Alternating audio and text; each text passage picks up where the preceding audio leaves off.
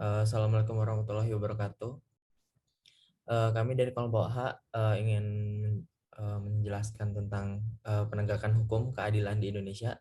Sebelumnya perkenalkan, kami ada 11 anggota. Yang pertama itu ada Alfat Aditya, Fadil Akbar, Audina Amelia, Muhammad Anwar, Yarabita Nadira, Siti Fadira, ada Hafiz Rudin, Karisma Putri, Nurul Rahmadani, Muhammad Rozak, sama Muhammad Fikri. Eh, kita di sini keadilan itu ada dibagi tiga. Yang pertama itu ada pengertian, kedua itu ada konsep, lalu konsep itu dibagi menjadi dua. Yang pertama ada menurut pakar, eh, lalu ada bangsa Indonesia, lalu hukum. Di bawah hukum itu ada lembaga penegak hukum, lalu di bawahnya lagi ada asas pembentuk hukum. Oke, untuk pengertian dari kata keadilan berasal dari kata adil. Menurut KBBI, adil adalah sama berat, tidak berat, sebelah, tidak memihak, berpihak kepada yang benar, berpegang kepada kebenaran, dan tidak sewenang-wenang. Adil yaitu mengandung arti bahwasannya suatu tindakan dan keputusan berdasarkan atas norma-norma objektif. Ya, berikut konsep keadilan. Aristoteles dibagi menjadi dua jenis, yaitu keadilan distributif dan keadilan kumulatif. Keadilan distributif adalah suatu keadilan yang memberikan kepada setiap orang didasarkan atas jasa-jasanya atau pembagian menurut haknya masing-masing. Hubungannya terkait antara masyarakat dan perorangan. Keadilan kumulatif. Keadilan kumulatif adalah suatu keadilan yang diterima masing-masing anggota tanpa didasari jasa masing-masing. Didasari dengan transaksi, baik secara sukarela maupun tidak. Keadilan ini terjadi pada hukum perdata.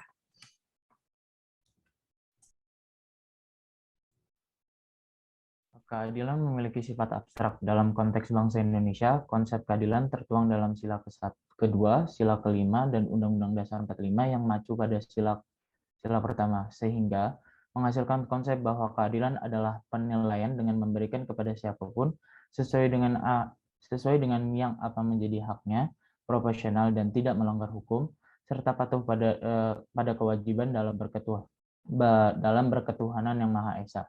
Karena berkaitan erat dengan hak, maka konsepnya tidak dapat dipisahkan dengan kewajiban, agar terwujudnya adil dalam kemakmuran dan makmur dalam keadilan. Menurut Pasal 5 UU Nomor 12 Tahun 2011, asas perundangan harus memenuhi norma dan nilai Pancasila, yaitu 1. Kejelasan tujuan, 2. Kelembagaan dan organ pembentuk yang tepat, 3. Kesesuaian antara jenis, hierarki dan materi muatan, 4. Dapat dilaksanakan, 5. Kedayagunaan dan kehasilgunaan, 6. Kejelasan rumusan, dan yang terakhir itu keterbukaan.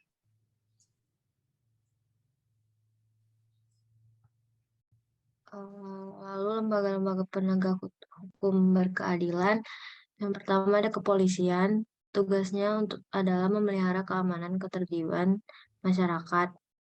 Lalu ada kejaksaan, peningkatan kesadaran hukum masyarakat dan pengamanan kebijakan negara.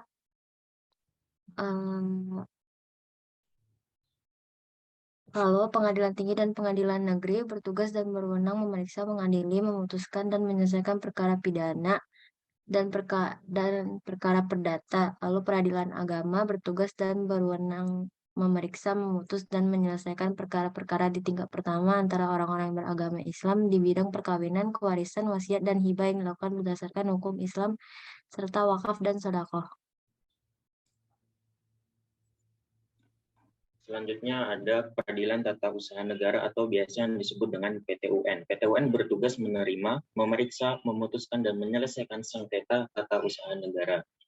Kemudian ada Mahkamah Konstitusi yang bertugas menguji undang-undang terhadap Undang-Undang Dasar 1945, memutus sengketa kewenangan lembaga negara yang kewenangannya diberikan oleh Undang-Undang 1945, memutus pembubaran partai politik, dan memutus perselisihan hasil pemilu. Kemudian terdapat peradilan militer yang tugasnya meliputi mengadili perkara yang dilakukan oleh militer yang berpangkat prada hingga kapten yang melakukan tindakan pidana atau melakukan pelanggaran pada saat masa dinas aktif. Kemudian dilanjut ada Mahkamah Agung Sebagai pengadilan negara tertinggi, Mahkamah Agung bertugas membina keseragaman dalam penerapan hukum melalui putusan kasasi dan peninjauan kembali untuk menjaga agar semua hukum dan undang-undang di seluruh wilayah negara Republik Indonesia diterapkan secara adil, tepat, dan benar. Kemudian ada lembaga yang dinamakan Komnas HAM yang melakukan pengkajian, penelitian, penyuluhan, pemantauan, dan mediasi tentang hak asasi manusia. Kemudian ada Komisi Pemberantasan Korupsi atau biasa disebut dengan KPK yang tugasnya adalah memonitor terhadap penyelenggaraan pemerintah negara dan melakukan penyelidikan, penyidikan, dan menuntut tindak pidana korupsi. Selanjutnya ada Komisi Pengawasan Persaingan Usaha. Tugasnya adalah mengawasi bentuk usaha yang ada di Indonesia guna menghindari terjadinya monopoli dan persaingan tidak sehat. Lalu ada Badan Nasional Narkotika. Tugasnya adalah menyusun dan melaksanakan tugas tentang pemberantasan dan pencegahan penyalahgunaan obat terlarang.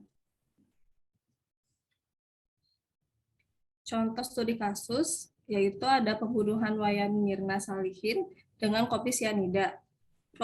Kronologinya, pertama pertemuan di Cafe Olivier disepakati pada 6 Juli 2016.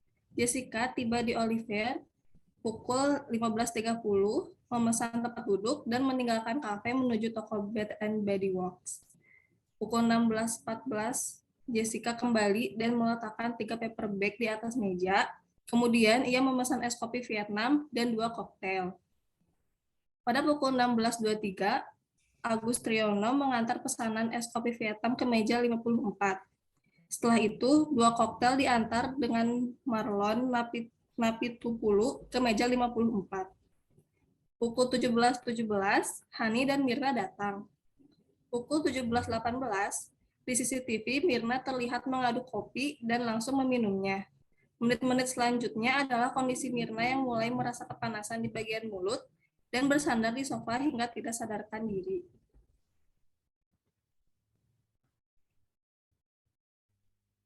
Selanjutnya adalah, menurut Marlon Napitupulu, sedotan sudah masuk ke dalam gelas es kopi Vietnam. Sebelumnya Agus Triyono mengantarkan sedotan dan meletakkan sedotan di samping gelas di atas tisu dan masih tertutup. Lalu dokter Rumah Sakit Abdi Waluyo menyatakan Mirna meninggal sejak perjalanan dari Mall Grand Indonesia menuju rumah sakit. Lalu tim kedokteran Polda Metro Jaya dan tim forensik Mabes Polri melakukan autopsi terhadap jasad Mirna 3 hari setelah meninggal di Rumah Sakit Polri, Kramat Jati, Jakarta Timur. Hasilnya ada zat korosif yang menyebabkan Mirna meninggal. Zat korosif dalam lambung Mirna ternyata adalah racun sianida. Dalam sidang keputusan pada 27 Oktober 2016, Jessica divonis hukuman 20 tahun penjara karena dinilai melanggar pasal 340 Kitab Undang-Undang Hukum Pidana atau KUHP tentang pembunuhan berencana.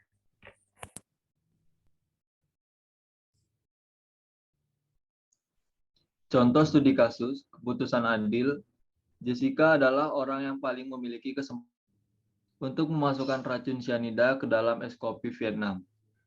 Selama sekitar 55 menit, es kopi tersebut berada dalam kendali Jessica karena terlebih dahulu datang ke Olivier dan memesan minuman untuk Mirna dan Hani.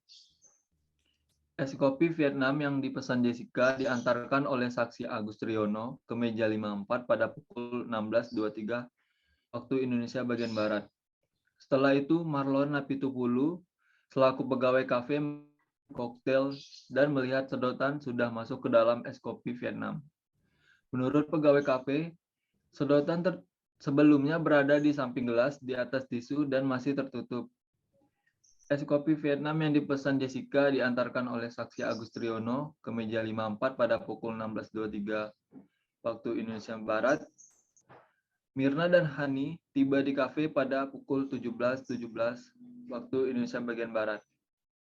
Tentang itu, Jessica diyakini memasukkan racun cyanida ke dalam es kopi Vietnam yang sudah disajikan. Keputusan tidak adil. Berdasarkan kasus pembunuhan kopi cyanida, hakim memvonis Jessica Kumala Wongso dengan 20 tahun penjara karena dinilai bersalah dalam kasus pembunuhan Wayan Mirna Salihin. Saya tidak terima keputusan ini karena sepihak mengenai tidak lanjut sikap saya akan disampaikan penasihat hukum saya, kata Jessica. Kuasa hukum Jessica, Otto Hasuban, menyatakan akan banding dengan menyebutkan ada kematian lonceng keadilan di pengadilan ini.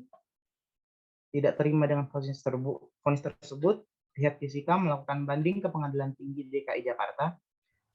Pada 7 Maret 2017, Pengadilan Tinggi DKI Jakarta mengeluarkan putusan bernomor 39 PID 2016 PT DKI tahun 2017 yang berarti Jessica ditolak. Setelah upaya hukum yang dilanjutkan oleh pihak Jessica adalah kasasi ke MA, namun lagi-lagi permohonan tersebut ditolak. Setelah jalur kasasi, Jessica menempuh upaya melalui peninjauan kembali atau PK, namun kembali ditolak oleh Mahkamah Agung.